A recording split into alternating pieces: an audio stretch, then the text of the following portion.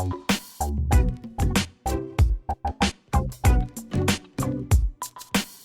this is Pete with AquaFX. Thank you for joining us again for another demonstrational video of the advantages of running a RO booster pump for higher pressures. Increased pressure is going to give you better efficiency from a unit. You're going to get higher gallons per day, only up to the gallon per day that your unit's rated for, but you're also going to achieve a higher rejection of TDS, yielding you longer lasting DI or just cleaner water overall. Initially, what I want to do is just show you the RO unit. This is our Dolphin. I'm turning on the water supply. We're going to let the canisters fill up slowly with water. Check for any leaks. Unit should be leak-free as it is pressure tested from us before we ship it to you. However, things get jostled in shipping sometimes, so we like to start slowly, make sure that there's no sort of leaks. I notice that my pressure gauge is starting to register, meaning that my water has made its way to the RO membrane. I'm yielding about 60 psi on the pressure gauge right now. I am seeing some product water as well as wastewater come out of the line. Of course, with RO, expect about 3 or 4 to 1 times waste that you will see of product. I now see 60 psi on my gauge here. I have, for demonstrational purposes, another pressure gauge that's yielding about 65 psi, a little bit of a pressure drop going between the pre-filters. What I'm going to do now is I'm going to show you how to install your booster pump. We're going to shut off the water supply. We're going to take a pair of RO line tube cutters, or anything that you have sharp in your kitchen. And what we're going to want to do is we're going to want to cut the line with a nice flat cut. Flat cut meaning no angles, so that as we take this tube and we go to shove it in the quick connect fitting, we're not going to have any sort of leaking. If you give it an angle of about 45 degrees, you're going to have leaks, so don't do that. Notice the pump has directional flow. It does have arrows on the head. So what I do is I take the incoming water line and I hook it into the inlet of the pump, denoted by the flow of water. I then take the line that is feeding my unit and I connect that there. I now can take my high pressure switch, which will be automating the pump, and place it on the product water out of the unit. Again, taking special care to cut the line flat. The pressure switch is unidirectional, so it does not matter which way it faces. You can just plug in the quick connect on either side.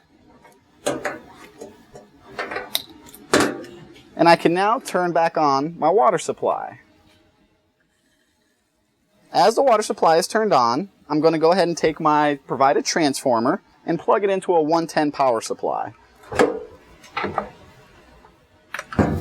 The pump is now lightly vibrating, not so much that you can really hear it, but if you touch it, you are going to feel a light murmur on it. You'll notice that my pressure gauge is actually up above the 100 psi range, which is a little bit too much pressure. I don't want you to run your pressure at home any more than 80 psi. And we're going to discuss how we can bleed off a little bit of that pressure so we can still utilize the efficiency of having high pressure, but not run it in an area where it's perhaps unsafe for your home. You're going to notice that I do have product water coming out here, and for demonstration purposes, I put a ball valve. You can use a float valve at home, a ball valve, or any sort of external cutoff device. What will happen when you shut this line off?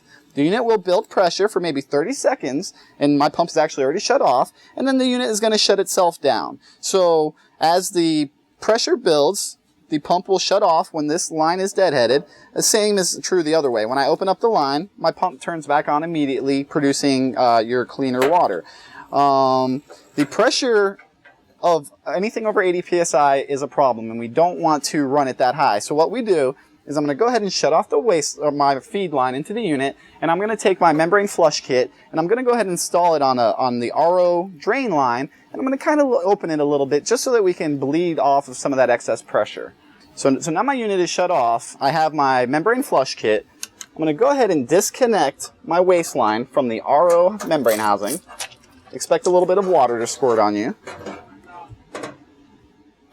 We're then removing the flow restrictor from the drain line. I disconnect my flush kit between the two T's and insert the flow restrictor there. I then join the tubing back into the 1/4 inch T. I'm now going to take my existing drain line and I'm going to snip off a little piece to allow the flush kit to be joined into the membrane housing. I feel the tubing crunch into the fitting, telling me that it's been seated. I am now pushing in the other end, seated.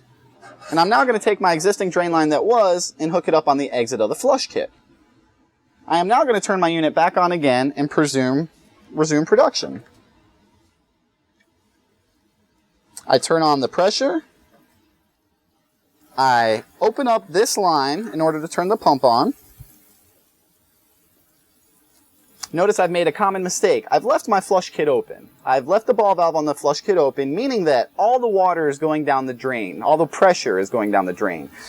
When I start to close this, I'm going to yield some pressure back on my gauge. So I'm now restricting this ball valve on the flush kit until my gauge shows something about 80 psi. We can be a little bit below 80 psi, that's okay, but we don't want to exceed 80 psi as it may be unsafe to run in your home.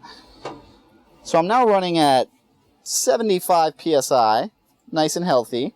And what I'm going to do is I'm going to go ahead and, again, shut the ball valve off.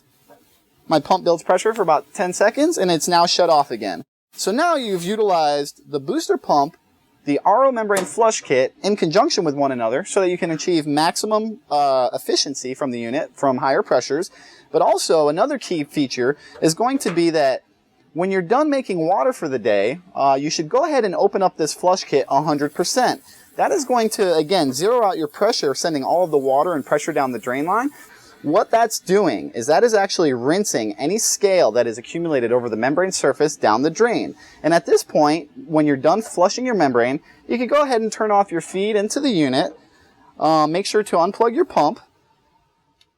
And then the unit can either be stored until your next time using it, or you can just leave it as is if you have the system automated, you know, with an automatic shutoff.